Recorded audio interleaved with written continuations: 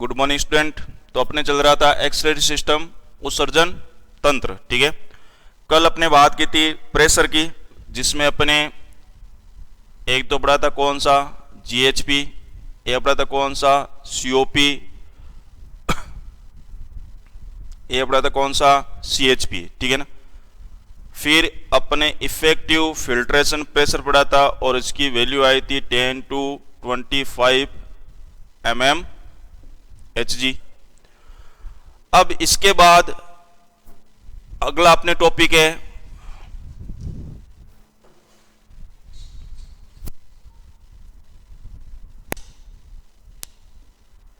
Nephron में परासरणता। ये आप पढ़ चुके हैं परासरण। प्लांट फिजियोलॉजी में सुशील सर ने पढ़ाया होगा, केमिस्ट्री में सॉल्यूशन में विक्की सर ने पढ़ाया होगा।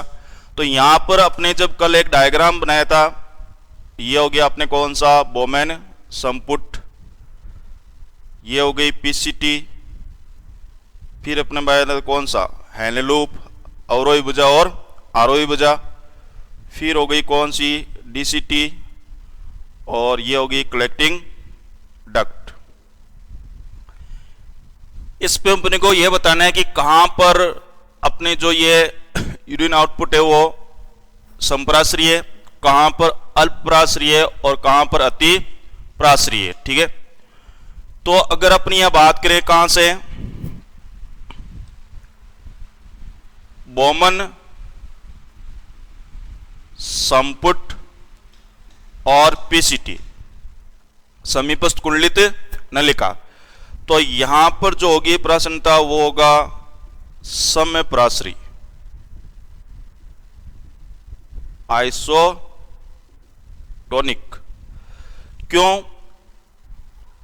यहां पर जो छन्ने वाला है उसको अपन बोलते कौन सा, ग्लोमेरुलस निस्पंदन, निस्पंद। और छन्ने की क्रिया को अपने जो पढ़ा था फॉर्मेशन ऑफ यूरिन में अल्ट्रा फिल्ट्रेशन, जिसको बोला था कौन सा परा निस्पंदन। तो बोमेन संपुट और जो पीसीटी है, इनमें ग्लोमेरुलस की प्रासन्नता में किसी प्रकार का चेंज नहीं होता, यानी किसी प्रकार का परिवर्तन नहीं होगा। और सॉल्यूशन के बारे में आप जानते हो कि सॉल्यूट और सॉल्वेंट, सॉल्वेंट लिक्विड पार्ट हो गया, यानी क्या हो गया, वाटर हो गया। अब आगे आता है कौन सा, हैनले-लोप। अब वापस कल वाला एक बार देखो, हैनले-लोप में अपने दो प्रकार की आर्म पड़ी थी, ठीक है। एक तो थी अवरोही और एक थी आरोही। तो अवरोही में अपने यूं पढ़ा था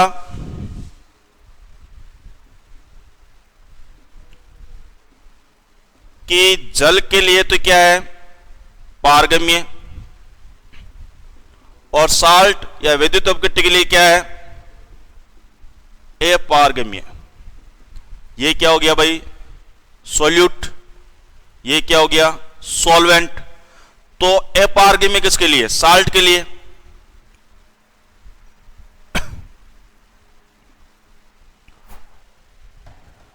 किसकी क्वांटिटी ज्यादा है, साल्ट की।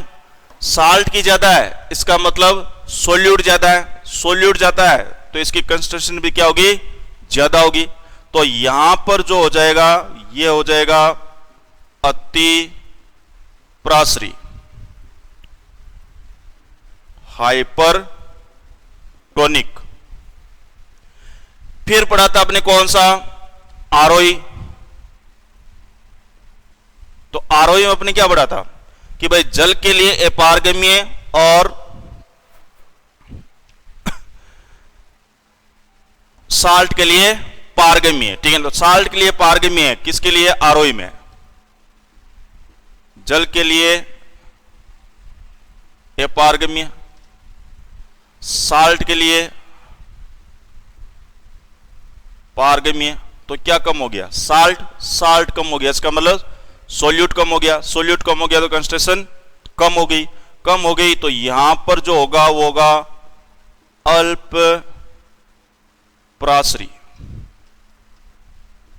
हाइपोटोनिक। टॉनिक। तो अपन को डायरेक्ट याद रख सकते हैं अपन कि भाई बोमेन संपुट और पीसीटी में कैसा है, संप्राश्री आइसोटोनिक। हेलेलू की अवरोही भुजा में हाइपरटोनिक अतिप्राश्री। हेलेलूप की आरोही भुजा में अल्पप्राश्री हाइपोटोनिक। इसी तरह डीसीटी के लिए होगा कैसा, ये अल्प प्राश्री। और कलेक्टिंग डक्ट में वापस ये होगा कौन सा, अति प्राश्री।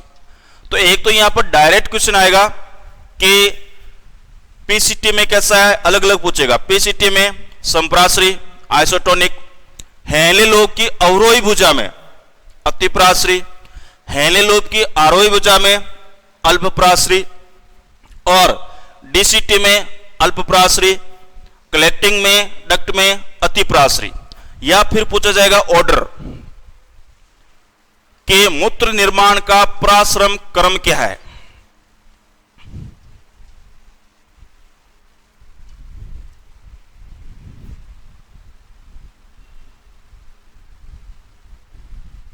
मूत्र निर्माण में प्रासरण क्रम। तो यहां पूरा देखे अपन पहले पढ़ा था अपने कौन सा, समय प्राश्री, किसमें, बोमेन संपुट और पीसीटी में। इसके बाद में जो हेलेलूप की अवरोही भुजा है, इसमें पढ़ा अपने कौन सा, अति प्राश्री। फिर जो आरोही भुजा है, ठीक है, इसमें अपने पढ़ा कौन सा, अल्पप्राश्री। और इसी तरह डीसीटी में अपने पढ़ा कौन सा, अल्प प्राश्री। और जो कलेक्टिंग डक्ट है, तो इसमें एक चीज और याद रखना कि जो इसका अपर पार्ट होता है वो जल के लिए पारगम्य होता है, और जो इसका लोअर पार्ट होता है वो यूरिया के लिए पारगम्य होता है, ठीक है ना। और यहां पर जो प्राशन होगा कलेक्टिंग में, वापस क्या आ जाएगा, अति प्राश्री। तो अपने को कॉमन बताना है कि पहले संप्राश्री, फिर देखो अल्पप्राश्री, और फिर कौन सा हो गया, अतिप्राश्री। तो जो अपने ऑप्शन आएंगे उसमें यह क्रम रहेगा।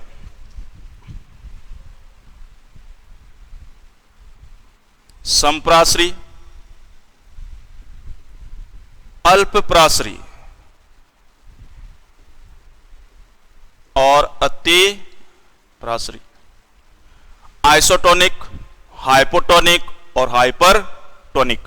बाकी अलग अलग आपको पता ही है कि भाई बोमेन संपुट और पीसीटी में संप्राश्री, हेलेलूप की जो अवरोही भुजा है उसमें अतिप्राश्री, हेलेलूप की जो आरोही भुजा है उसमें अल्पप्राश्री, डीसीटी में अल्पप्राश्री, कलेक्टिंग डक्ट में अतिप्राश्री। तो एक कॉमन ले लिया अपने, संप्राश्री, अल्पप्राश्री और अतिप्राश्री, ठीक है ना। तो ये हो गया अपने नेफ्रॉन में निस्पंदन की प्रासन्नता। इसके बाद में अपने पहले पढ़ा था कि जो कहां कहां पर किसका अवशोषण होता है, ठीक है ना। तो नेफ्रॉन में जो पदार्थों का अवशोषण है, ठीक है, उसको नियंत्रित कौन करता है। तो नेफ्रॉन में जो विभिन्न पदार्थों का अवशोषण है, ठीक है ना, वो हार्मोन के द्वारा नियंत्रित किया जाता है। अब वो कौन कौन से हार्मोन है, तो अपने हेडिंग यूं रहेगी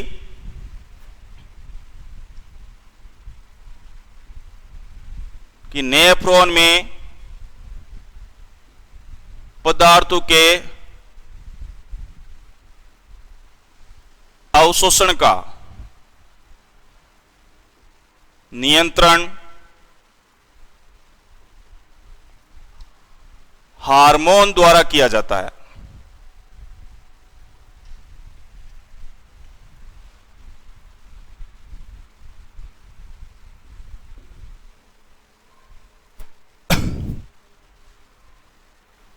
तो हार्मोन के बारे में पढ़ना है अपने को। तो मेनली वही हार्मोन पढ़ना है जो अपने वृक्क नलिका की पदार्थों के अवशोषण का नियंत्रण करते हैं, ठीक है ना। तो इसमें जैसे पहला हार्मोन है ग्लूकोकॉर्टिकॉइड्स।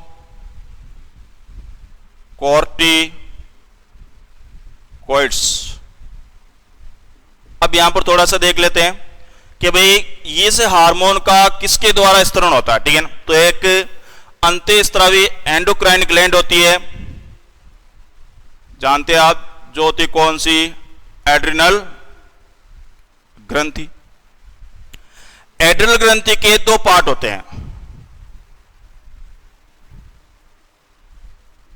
जो आउटर पार्ट एक और एक मेड्यूला पार्ट। इस आउटर पार्ट को तीन भागों में बांटा गया है। पहला जोना ग्लोमेरुलोसा, दूसरा जोना फेसिक्युलेटा, तीसरा जोना रेटिक्युलेरिस। एड्रिनल ग्रंथि के आउटर पार्ट से, ठीक है नहीं, यानी कि आउटर पार्ट को अपन ये बोल सकते हैं क्या, कॉर्टेक्स, और जो इनर पार्ट है वो कौन सा हो गया, मेडुला पार्ट। तो एड्रिनल ग्रंथि के कॉर्टेक्स में एक तो हो गया जोना ग्लोमेरुलोसा, एक हो गया जोना फेसिकुलेटा और एक हो गया जोना रेटिकुलेटा।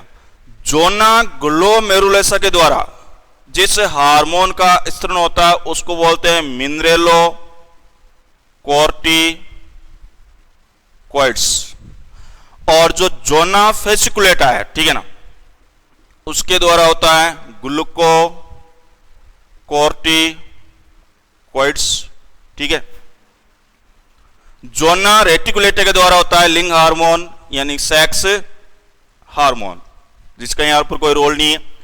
तो यहां पर अपने पहला लिया कौन सा, ग्लूकोकॉर्टिकॉइड्स। अब जब एंडोक्राइन सिस्टम पढ़ते हैं तब इनके फंक्शन आते हैं कि भाई के ग्लूकोकॉर्टिकॉइड्स का फंक्शन क्या है, मिनरल कॉर्टिकॉइड का फंक्शन क्या है। लेकिन यहां पर अपने केवल किसके रिलेटेड बताना है कि नेफ्रॉन में जो पदार्थों का अवशोषण है, ठीक है ना। तो जो ग्लूकोकॉर्टिकॉइड्स है वो पीसीटी में जो पदार्थों का अवशोषण होता है, ठीक है ना, उनको नियंत्रित करते हैं। अब कल आपने पढ़ा था कि पीसीटी में कौन कौन से पदार्थों का अवशोषण होता है, ठीक है ना। तो वहां पर अपने पीसीटी में पढ़े थे ग्लूकोज,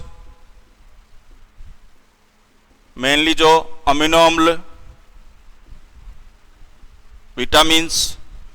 तो पीसीटी में इन पदार्थों के जो अवशोषण का नियंत्रण किया जाएगा वो किसके द्वारा किया जाएगा, ग्लूकोकॉर्टिकॉइड्स के द्वारा। फिर अगला आता है कि जो मिनरेलोकॉर्टिकॉइड्स है,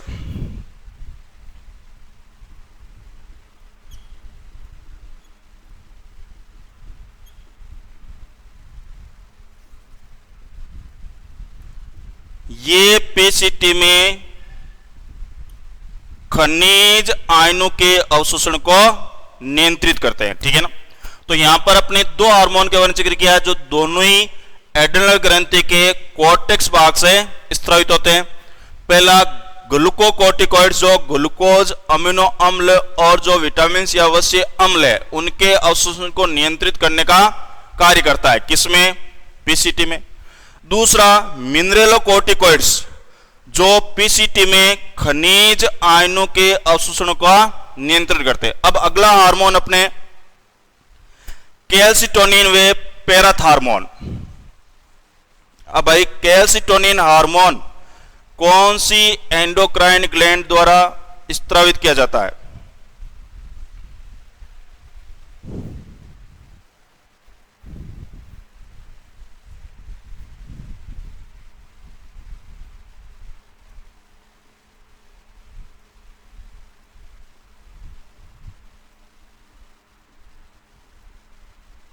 कैल्सिटोनिन पैराथार्मोन। कैल्सिटोनिन जो हार्मोन है ये थायराइड ग्रंथि द्वारा स्रावित किया जाता है, ठीक है ना। थायराइड ग्रंथि में एक विशेष प्रकार की कोशिकाएं होती है जिनको बोलते हैं सी सेल। इन सी सेल के द्वारा कौन से हार्मोन का स्राव होता है? कैल्सीटोनिन का। पैराथार्मोन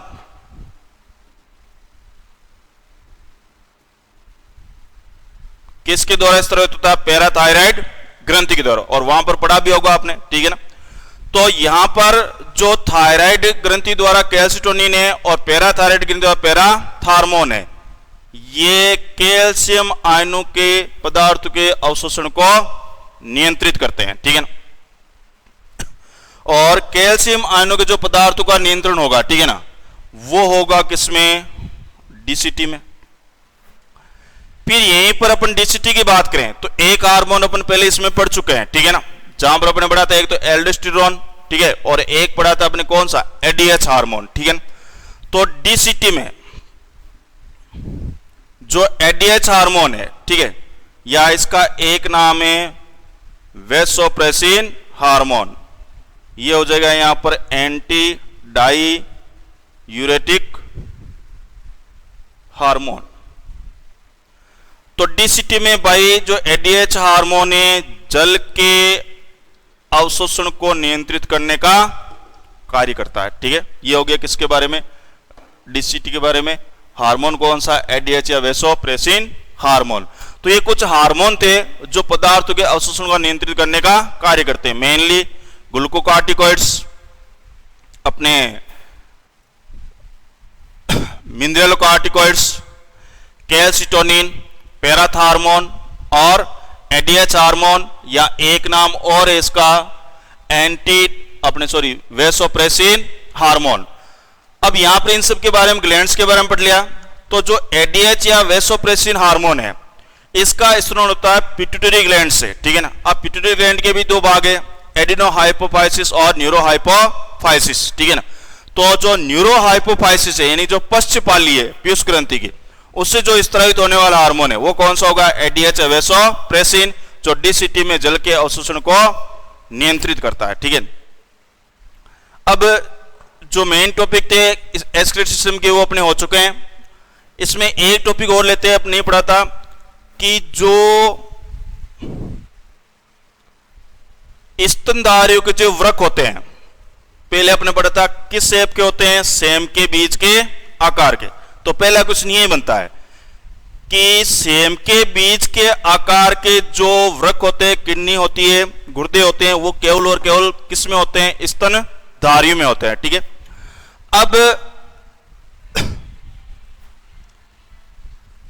अब जो वृक्क, जो किडनीज है, कि भाई स्तनधारियों में किस प्रकार के वृक्क पाए जाते हैं, ठीक है ना। तो यहां पर तीन प्रकार के होते हैं, pronephric,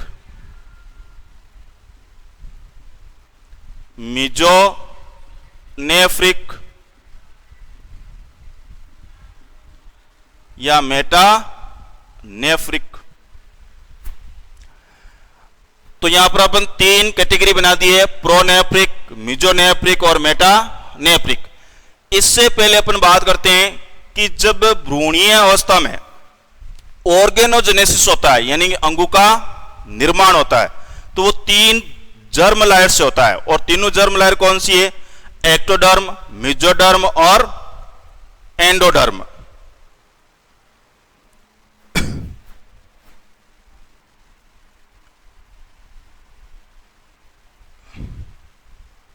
ectoderm, mesoderm and endoderm, ठीक है।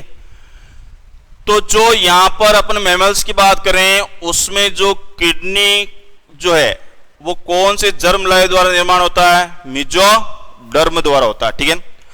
इसमें सबसे पहले एक नेफ्रोटोम प्लेट का निर्माण होता है, ठीक है, जो निर्माण कर लेते किसका? वृक्क का।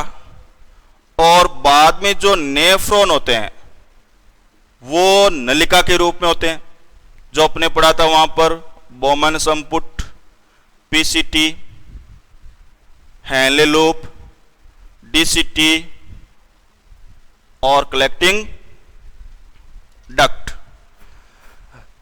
तो पहली बात ये क्लियर हो गई कि भाई जो एम्ब्रियोनिक स्टेज है वहां पर जो किडनी का जो फॉर्मेशन हुआ है वो किसके द्वारा हो रहा है, मेसोडर्म के द्वारा, ठीक है ना। और इसमें मेसोडर्म जो नेफ्रोटोम प्लेट बनेगी वो किससे क्या बनेंगे, किडनी, ठीक है ना। और नेफ्रॉन जो होते हैं वो किसके रूप में होते हैं, नलिका रूप से। और जो अपने नेफ्रॉन को अपने विभेदित करते हैं वो किसमें, बोमेन संपुट, पीसीटी, हेनले लूप, डीसीटी और कलेक्टिंग डक्ट हो गया। अब आप यहां पर आ जाए कि एक तो कैटेगरी बना दी प्रोनेफ्रिक, एक बना दी मिजोनेफ्रिक और एक बना दी कौन सा, मेटानेफ्रिक। प्रोनेफ्रिक का मतलब यह है कि जो नेफ्रॉन है वो केवल और केवल नलिका के रूप में रहेगा, किसी में भी विभेदित नहीं रहेगा, ठीक है ना। या फिर अपनी बात करते हैं कि जो नेफ्रोटोम प्लेट है इसके 3 पार्ट हो गए, अग्र, मध्य और पश्च। तो नेफ्रोटोम प्लेट के अग्रभाग से जो होते हैं वो कौन से होते हैं, प्रोनेफ्रिक नेफ्रॉन। और इनका जो नेफ्रॉन होगा वो विभेदित नहीं होगा, किसमें, बोमेन संपुट में, पीसीटी में, हेनले लूप में, डीसीटी में और कलेक्टिंग डक्ट में, ठीक है ना। और ये पाया जाता है जो मेन एग्जाम्पल इसमें एक याद रखें, मेंढक के टेडपोल में। तो भाई मेंढक के टेडपोल में किस प्रकार के किडनीज हो गई, प्रोनेफ्रिक वृक हो गए। फिर होता है कौन सा, मिजोनेफ्रिक। मिजोनेफ्रिक में नेफ्रोस्टोम प्लेट के मध्य भाग से निर्माण होता है और इनका जो नेफ्रॉन है वो केवल और केवल बोमन संपुट में विभेदित होता है, ठीक है ना। यानी कि पीसीटी नहीं होगी, हेनले लूप, डीसीटी और कलेक्टिंग डक्ट में विभेदित नहीं रहेगा, एक ही ट्यूब रहेगी, ठीक है। लास्ट आता है कौन सा, इसमें जो अपने मिजोनेफ्रिक में जो एग्जाम्पल है वो हो गए आपके उभयचर और मछलियां हो गई। तो उभयचर और मछलियों में जो किडनी होते हैं वो कैसे होते हैं, वृक होते हैं, मिजोनेफ्रिक। लास्ट है कौन सा, मेटानेफ्रिक। इसका जो निर्माण होता है वो नेफ्रोटोम प्लेट के पश्चिम भाग से होता है, ठीक है ना। और इनका जो नेफ्रॉन है वो बोमेन संपुट, पीसीटी, हेनले लूप, डीसीटी और कलेक्टिंग डक्ट में विभेदित होगा, ठीक है ना। तो भाई मेटानेफ्रिक वृक की विशेषता क्या है कि इनका नेफ्रॉन बोमेन संपुट में, पीसीटी में, हेनले लूप में, डीसीटी में और कलेक्टिंग में विभेदित रहेगा, ठीक है। और इस प्रकार का ये अपने नेफ्रॉन पड़ा है किसमें, अभी तो ये हो गया कौन से, स्तनधारी, यानी कि उत्पत्ति कहां से, मेसोडर्म से। लेकिन किस प्रकार के, मेटानेफ्रिक। और मेटानेफ्रिक का मीनिंग क्या हो गया कि जब नेफ्रॉन बोमेन संपुट, पीसीटी, हेनले लूप, डीसीटी और कलेक्टिंग में विभेदित हो और नेफ्रोटोम प्लेट के कौन से भाग से निर्माण होता है, पश्चिम भाग से, ठीक है। तो ये विकास के आधार पर, ठीक है ना, डेवलपमेंट के बेस पर जो अपने वृक पड़े 3 प्रकार के वे, प्रोनेफ्रिक, मिजोनेफ्रिक और मेटानेफ्रिक। किससे उत्पत्ति होती है, मेसोडर्म से। और नेफ्रोटोम प्लेट के अग्रभाग से बनता है कौन सा, प्रोनेफ्रिक, जो विभेदित नहीं होगा। एग्जाम्पल हो जाएगा मेंढक का टोडपेल। दूसरा मिजो जो नेफ्रिक है वो नेफ्रोटोम प्लेट के मध्य भाग से बनता है। इनका जो नेफ्रॉन केवल बोमेन संपुट विभेदित होगा, ठीक है। एग्जाम्पल हो जाएगा मछली और उभयचर। जो मेटानेफ्रिक है वो नेफ्रोटोम प्लेट के पश्चिम भाग से बनता है और ये विभेदित रहेगा किसमें, बोमेन संपुट में, पीसीटी में, हेनले लूप में, डीसीटी में और कलेक्टिंग डक्ट में रहेगा, ठीक है। जो किसमें होगा, स्तनधारियों में, ठीक है। तो यह था अपने कंप्लीटली एक्सक्रीटरी सिस्टम, उत्सर्जन तंत्र, ठीक है। इसके बाद में कुछ पॉइंट्स हैं जो आपको डायरेक्ट याद रखने हैं।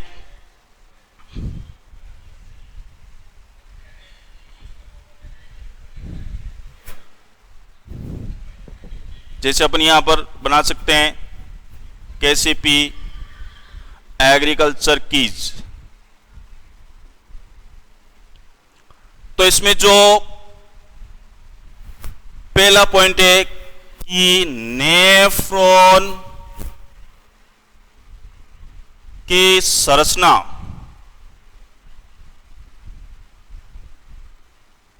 के बारे में बताने वाला जो वैज्ञानिक था उसका नाम था बोमन, तभी बोला गया बोमन कैप्सूल। फिर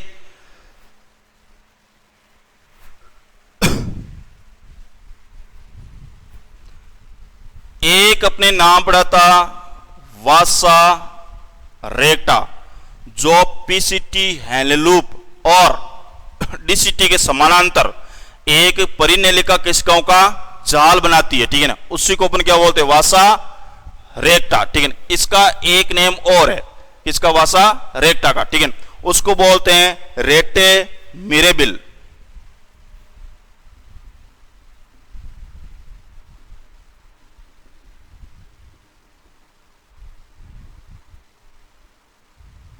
तो एक नाम और गया कौन सा, रेटे मिरेबिल हो गया।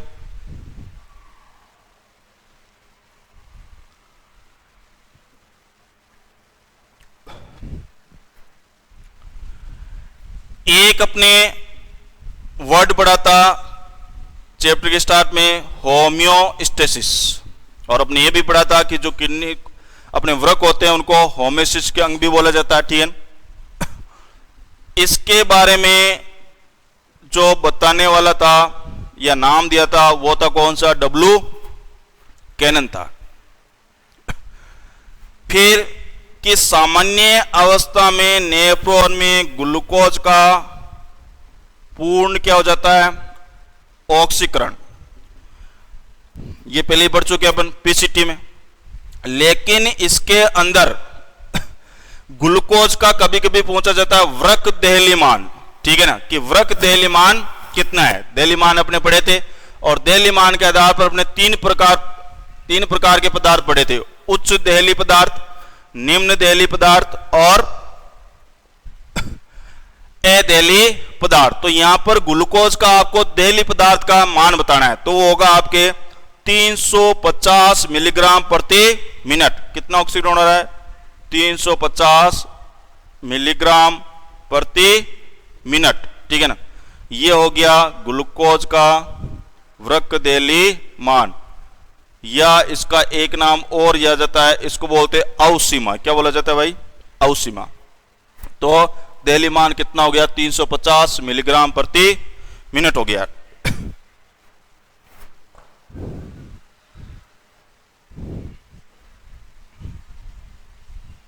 अब देखो आगे,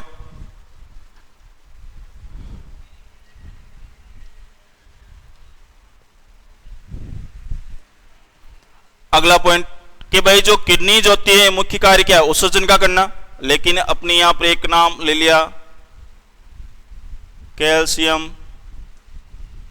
फॉस्फेट, इसका उत्सर्जन किया जाता है किसके द्वारा, आंत के द्वारा। अगला पॉइंट अपन एनालिट्स की बात करें, यानी केंचुए की, कि जो केंचुए हैं, ठीक है ना, ये पर्याप्त जल की मात्रा में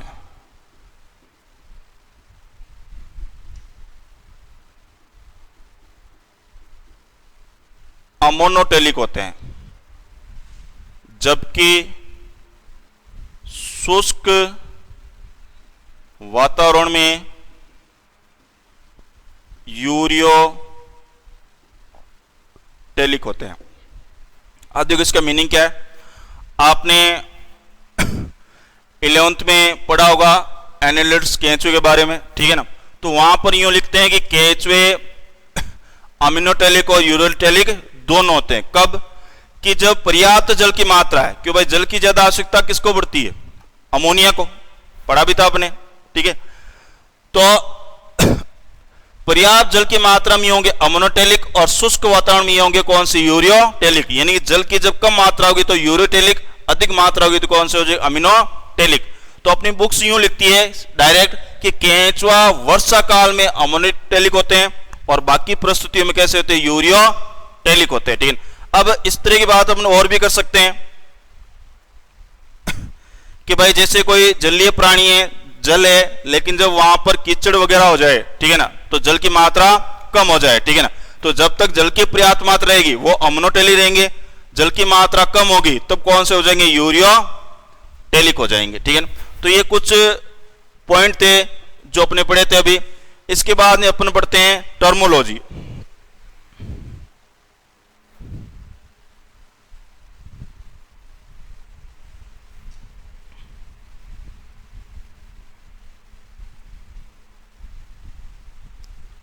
टर्मोलॉजी में जैसे अपने यहां पर लिख दिया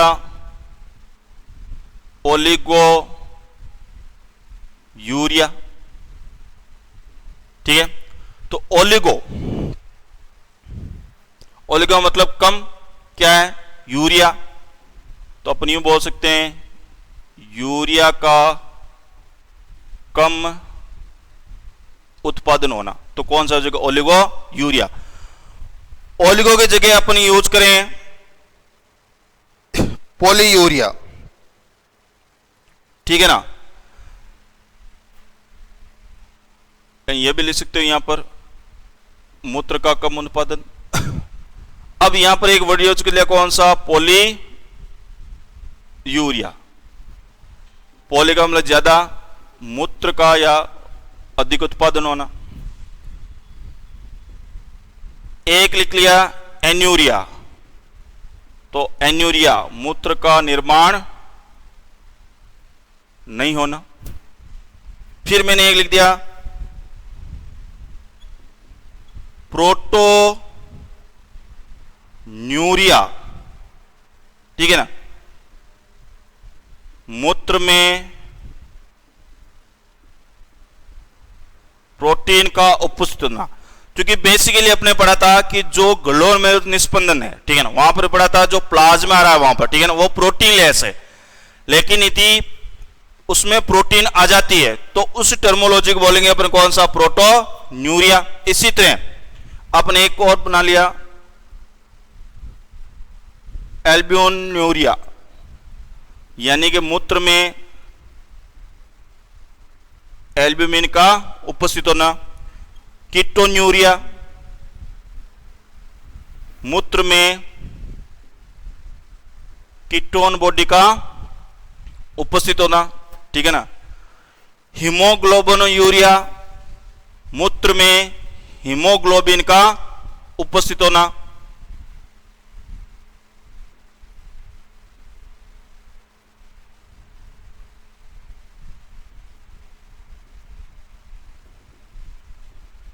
तो मूत्र में हीमोग्लोबिन को उपस्थित होना। एक से हीमेटोन्यूरिया, मूत्र में रक्त का उपस्थित होना। ठीक है, तो कुछ ये टर्मोलॉजी थी। फिर इसके बाद में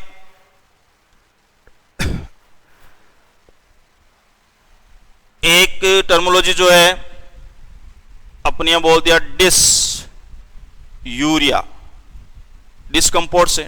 ठीक है ना, तो इसका मतलब हो गया दर्द युक्त, जब मूत्र विसर्जन होता है उसमें जब पेन होने लग जाता है उसको अपन क्या बोलते हैं, डिस यूरिया। इसी तरह अपने ग्लाइकोसूरिया, मूत्र के साथ ग्लूकोज का उत्सर्जन होना। ठीक है ना, जो हार्मोन पर डिपेंड करेगा। ठीक है ना, और वो अपने को पता है कि भाई ग्लूकोज का जो नियंत्रण किया जाता है वो किस हार्मोन के द्वारा, इंसुलिन हार्मोन के द्वारा। तो इंसुलिन हार्मोन की यदि कमी हो जाएगी, ठीक है ना, तो ब्लड में किसकी क्वांटिटी बढ़ जाएगी, ग्लूकोज की, और वो बढ़ा हुआ ग्लूकोज किसके साथ बाहर निकलेगा, मूत्र के साथ। उस कंडीशन को हमने बोल दिया कौन सा, ग्लाइकोसूरिया। ठीक है ना, तो यहां पर जो है हीमोग्लोबिनूरिया, मूत्र के साथ हीमोग्लोबिन का उपस्थित होना। हीमेटोन्यूरिया, मूत्र के साथ रक्त का उपस्थित होना। डिसयूरिया मतलब दर्द युक्त मूत्र। ग्लाइकोसूरिया का मतलब मूत्र के साथ ग्लूकोज का उत्सर्जन होना, जो कौन से हार्मोन की कमी के कारण होगा, इंसुलिन हार्मोन की कमी के कारण होगा। ठीक है ना। फिर एक कंडीशन अपन और लिखते थे, डाईयूरिया। कि भाई वृक्क में मूत्र का अधिक उत्पादन होना।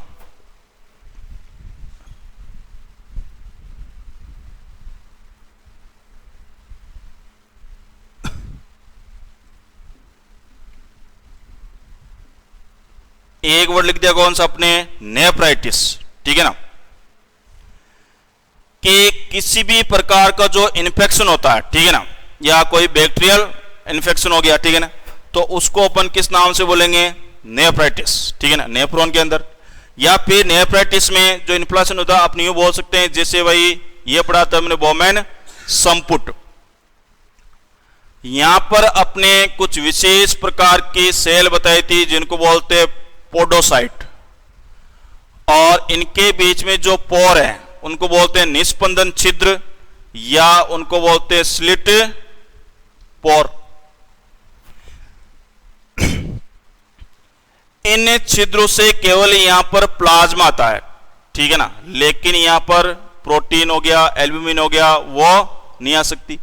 लेकिन किसी बैक्टीरियल इन्फेक्शन के कारण यदि इनमें स्वेलिंग हो जाए, ठीक है ना, तो इन छिद्रों का आकार बड़ा हो जाता है, जिसके कारण ये प्रोटीन भी ग्लोमेरुलस अपने निस्पंदन में आने लगती है, ठीक है। तो यहां पर जो किसी भी प्रकार का इन्फेक्शन हो रहा है, संक्रमण हो रहा है, ठीक है ना, उसको अपने टर्मोलॉजी में नाम दे दिया कौन सा, नेफ्राइटिस दे दिया, ठीक है ना। इसके अलावा अपने ये थी कुछ टर्मोलॉजी।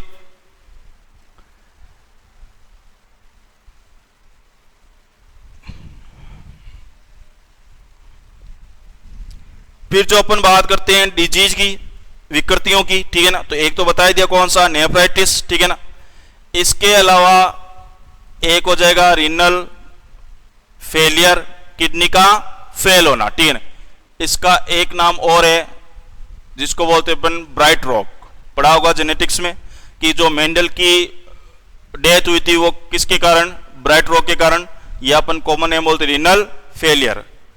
एक हो गया आपकी रीनल कैलकुलाई, कि भाई वृक्क में पथरी का निर्माण होना, जो किसके कारण हो सकता है, कैल्शियम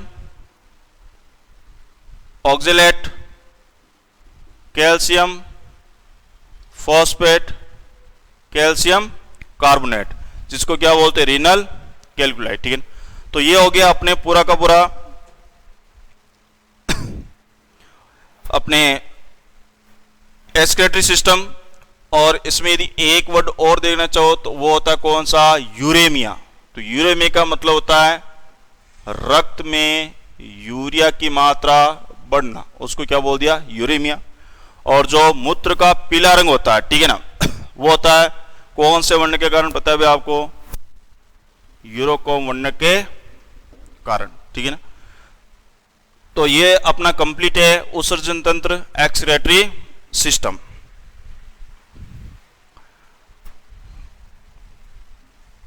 इसके बाद में अपन स्टार्ट करते हैं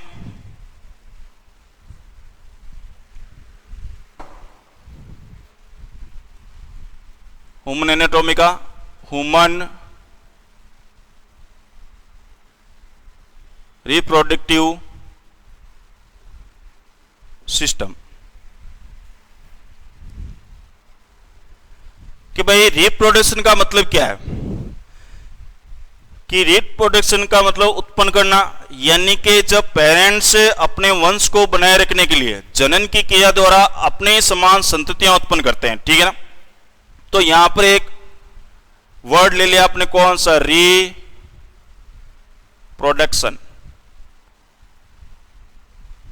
री का मतलब क्या हो यहां पर, पुनः, यानी कि फिर से। प्रोडक्शन का मतलब क्या हो गया, उत्पादन करना,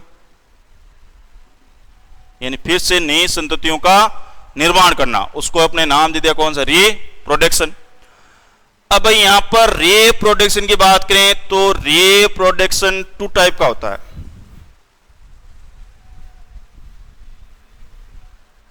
एसेक्सुअल और सेक्सुअल। एसेक्सुअल का मतलब क्या है कि नो गैमेट्स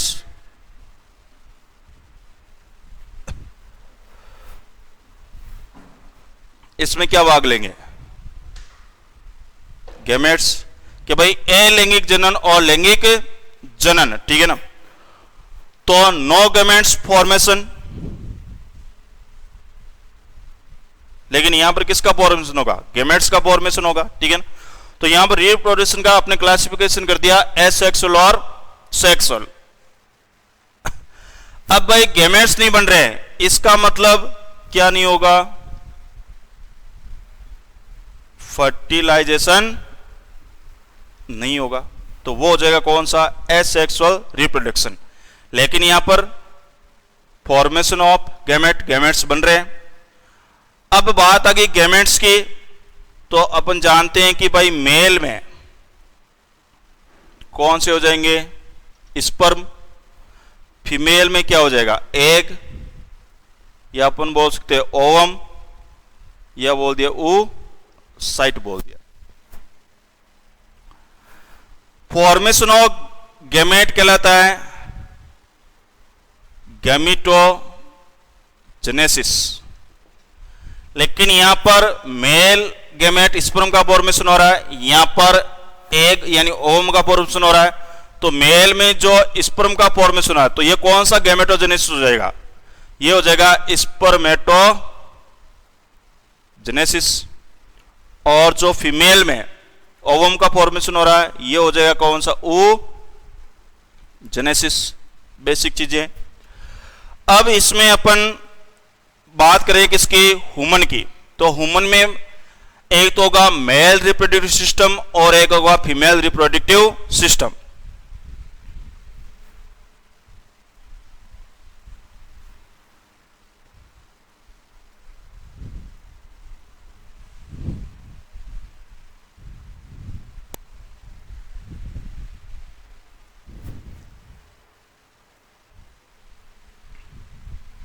तो यहां पर अपने लिया मेल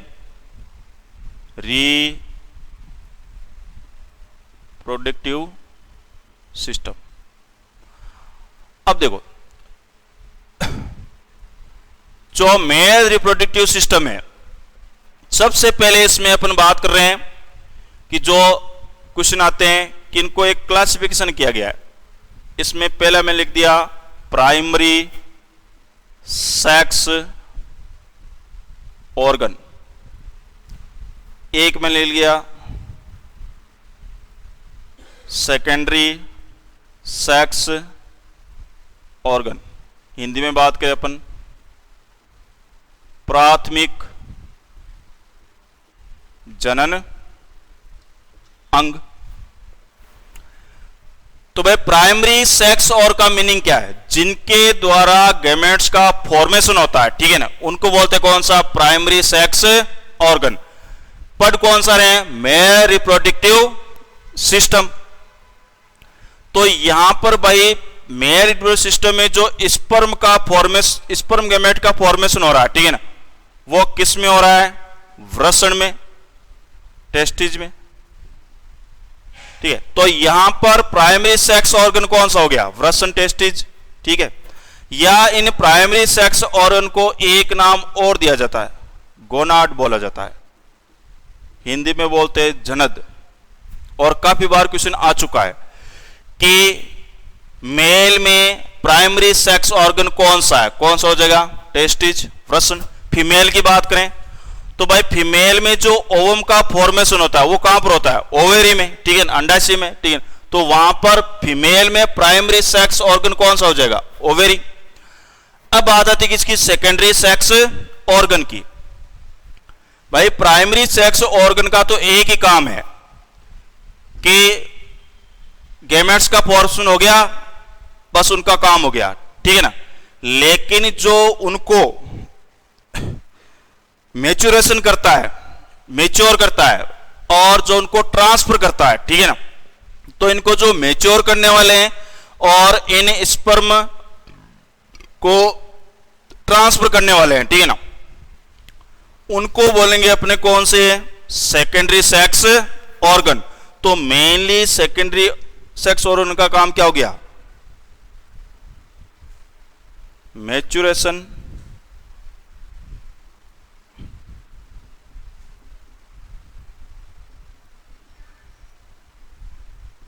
ऑफ गैमेट, फिर ट्रांसफर ऑफ गैमेट। अब इसके अंदर सेकेंडरी सेक्स ऑर्गन में कौन कौन से हैं, तो फिर से इनको वापस टू पार्ट में डिवाइडेशन किया गया, ठीक है ना। एक तो हो जाएगी आपके एसेसरी ग्लैंड और एक हो जाएगी डक्ट सिस्टम। अब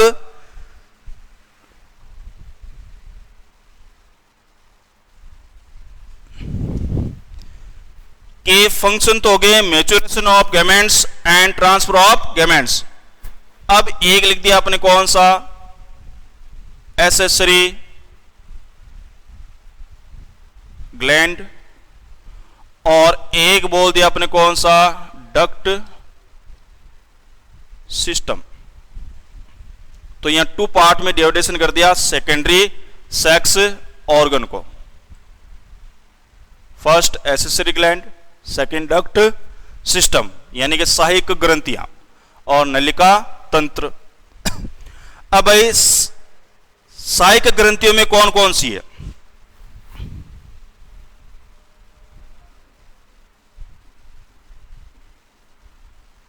सेमिनल वेसिकल,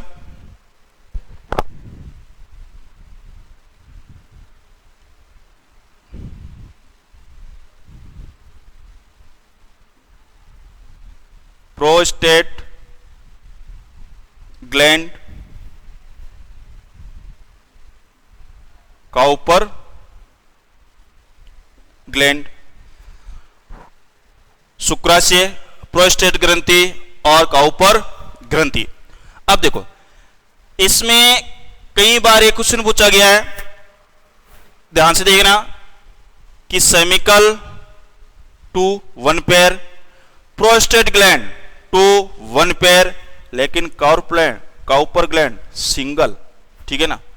कि निम्न में से कौन सा एक जोड़ी ऑर्गन नहीं है, ठीक है ना, वन पेयर नहीं है, ठीक है, तो कौन सा हो जाएगा, Cowper gland. Seminal vesicle one pair two, prostate gland one pair two, but Cowper gland single, केवल एक। बाद में डिटेल में आएंगे। डक्ट सिस्टम में अपन बात करते हैं। पहला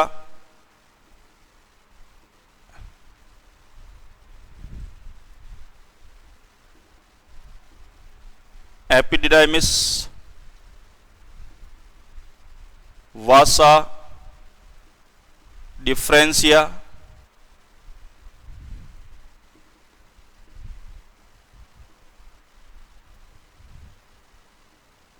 इजेकुलेटरी डक्ट, यूरिथ्रा, पेनिस। तो ये सारा सिस्टम कौन सा है, ductless, epididymis two, vasa deferentia two, ejaculatory duct two, urethra one. Urethra कहां पर होगा भाई, यूरिथ्रा होगा इनसाइड पेनिस, पेनिस के अंदर। जो पेनिस है वो बॉडी से बाहर है, ठीक है ना, तो इसलिए इसको एक अलग से अपने क्लासिफिकेशन कर दिया, एक्सटर्नल जेनाइटल ऑर्गन। तो एक्सटर्नल जेनाइटल ऑर्गन कौन सा हो गया, पेनिस हो गया, ठीक है ना। तो ये थी एक कॉमन चीज है मेल रिप्रोडक्टिव सिस्टम है कि भाई प्राइमरी सेक्स ऑर्गन कौन सा है, वृषण टेस्टिज, और प्राइमरी सेक्स ऑर्गन कौन से होते हैं जिसमें गैमेट्स का फॉर्मेशन होता है। तो मेल में हो गए वृषण, फीमेल में हो गए अंडाशय।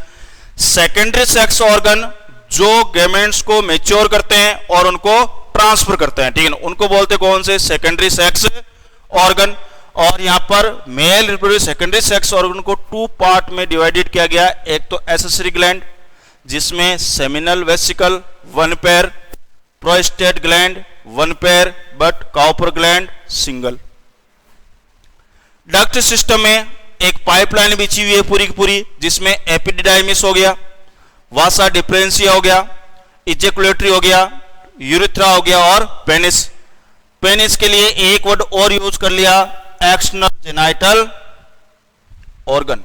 ठीक है ना। अब अपन पहले बात करते हैं प्राइमरी सेक्स ऑर्गन की।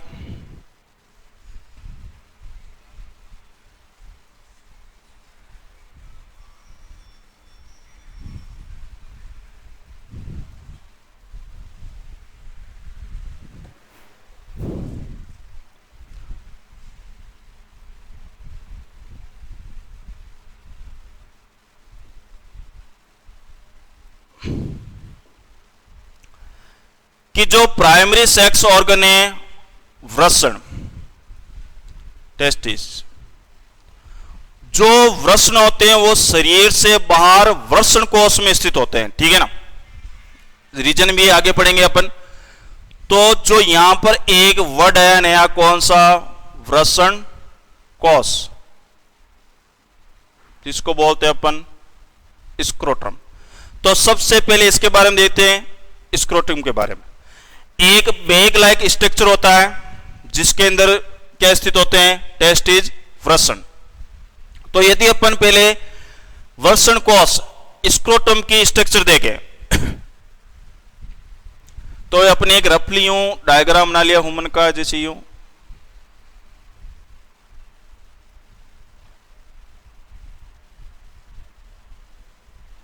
ये जो एरिया हो गया इंग्वेनल एरिया हो गया, यहां पर ये शरीर से बाहर एक बैग लाइक स्ट्रक्चर है जिसको अपन क्या बोलते हैं, स्क्रोटम। इसको अपन बाहर निकाल के देखते हैं।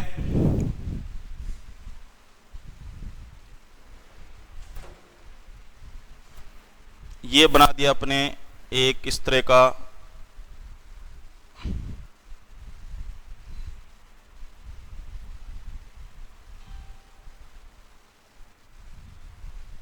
स्क्रोटम हो गया।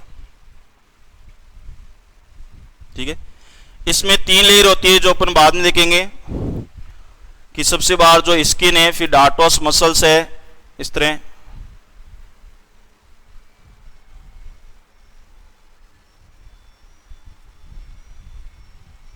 ये इस तरह 3 लेयर्स होगी।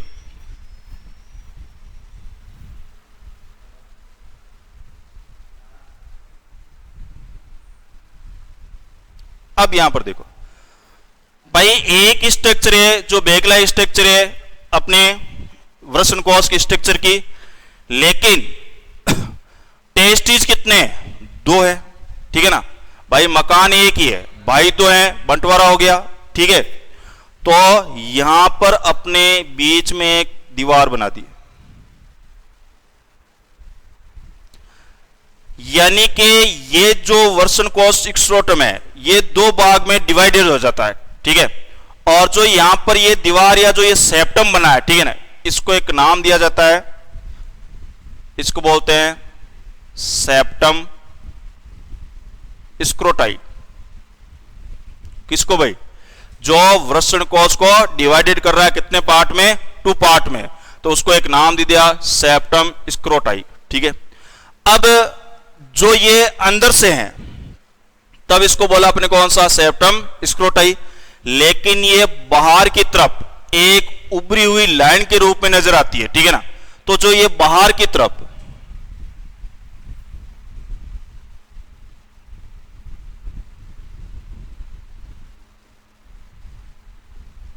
उभरी हुई दिखाई देती है, तब इसको एक नाम दिया जाता है, इसको बोलते हैं रेफे। क्या बोलते हैं, रेफे। कि भाई जब अंदर की ओर है तो इसको बोला सेप्टम स्क्रोटाई, और जब बाहर की ओर उभरी हुई है तब इसको बोल दिया रेफे। रेफे। अब यहां पर वृषण है, यहां पर वृषण है, तो अपने यहां पर यह बना दिया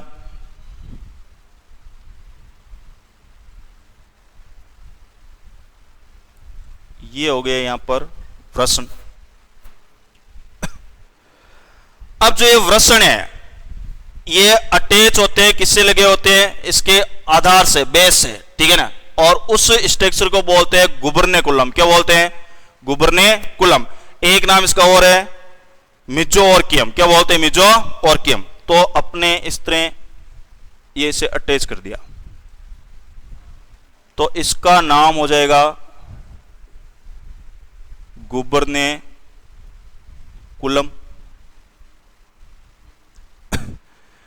और मिजोक्रियम हो गया अदर नेम।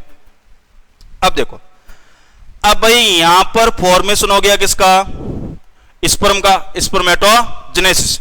इनका काम क्या? केवल प्राइमरी सेक्स ऑर्गन का कि स्पर्म का फॉर्मेशन करना, लेकिन इनको जो इनका मैच्योरेशन हो रहा है, ठीक है ना, और जो इनको ट्रांसफर किया जा रहा है, ठीक है ना, वो एक उनको बोलते हैं अपन सेकेंडरी सेक्स ऑर्गन। और अभी अपने पढ़ा था एक डक्ट सिस्टम, यानी एक पूरी पूरी पाइपलाइन बिछी हुई है, ठीक है ना।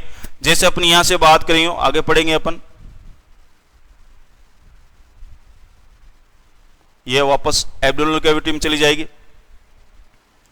तो ये हो गई एपिडिडाइमिस, ये हो गई आपके वासा डिफरेंशिया, ठीक है। अब भाई जब यहां पर इनको मेच्योर होने के लिए न्यूट्रिशन की आवश्यकता होगी, तो न्यूट्रिशन के लिए यहां पर क्या आएगी भाई? किसके द्वारा आएंगे? ब्लड। और ब्लड के द्वारा मतलब क्या होगी? आर्टरी। तो ये एक बना दी अपने, कौन सी? आर्टरी। लेकिन कहां पर जा रही है? टेस्टिज में। तो यहां पर नाम हो जाएगा टेस्टिकुलर आर्टरी, ठीक है। अब भाई जब न्यूट्रिएंट मिलेगा तो यहां पर कुछ ना कुछ वेस्ट प्रोडक्ट भी बनेंगे, ठीक है, जो कहां पहुंचाना है अपने को? अभी पढ़ा था अपने एसिडिटी सिस्टम में, किडनीज भी पहुंचाना है। तो इसके लिए यहां पर एक वेन भी होगी, ये हो गई वेन। कहां से निकल रही है? टेस्टिस से। नाम क्या हो गया? टेस्टिकुलर वेन हो गया, ठीक है। अब देखो कि भाई अब सेंसरी ऑर्गन, नर्व, कि भाई ठंडे गर्म का पता लगाने के लिए, तो एक बना दी अपने, कौन सी? नर्व हो गई। तो ये होगी टेस्टिकुलर नर्व हो गई, ठीक है ना। तो एक टेस्टिकुलर नर्व है सेंस ऑर्गन के लिए, एक है वेस्ट प्रोडक्ट के लिए टेस्टिकुलर वेन, और एक न्यूट्रिशन के लिए कौन सी? टेस्टिकुलर आर्टरी, एक है वासा डिफरेंशिया। इनको मिलाकर एक नाम दिया जाता है, इनको बोलते हैं स्पर्मेटिक कॉर्ड बोलते हैं। सेम यही स्ट्रक्चर इधर होगी, ठीक है ना। तो ये एक बेसिक चीजें थी अपने कि भाई कहां पर फॉर्मेशन हो रहा है, उनको ले जाने का काम कौन कर रहा है।